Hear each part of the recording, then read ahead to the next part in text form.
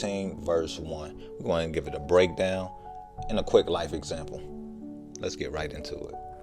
All right, if you turn to Proverbs 16, verse 1, it says, we can make our own plans, but the Lord gives the right answer. It says, we can make our own plans, but the Lord gives the right answer. Now let's break that down real quick. Now in this verse, Solomon is saying God controls the final outcome of the plans that we make. So why even make plans?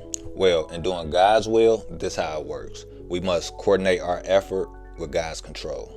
You see, in much we do in life, God gives us free will to plan and work out the details. What he wants us to do is use our minds to plan according to his will and seek advice from others. But ultimately, the final outcome he will deliver.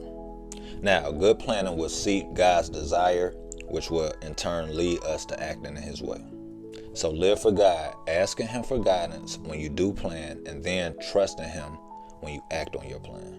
Now, let me give you a quick example. Say you have a young man whose dream is to start his own barbershop. He'd have made a detailed vision board, saved his money, and even went as far as outlining in detail of what the design would look like for the shop. Even picking the location. But when he goes to secure the lease, the deal falls through. At first, he was disappointed, frustrated, sad, angry, all at the same time. But later, another space opens up in a better area with cheaper rent and more walk-through traffic. At this point, he realizes his planning was good, but ultimately, it was God who directed the outcome. You see, the final answer came from the Lord, not just his own effort.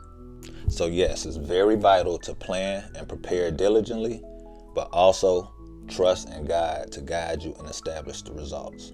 So now let's say a closing prayer for all those who believe.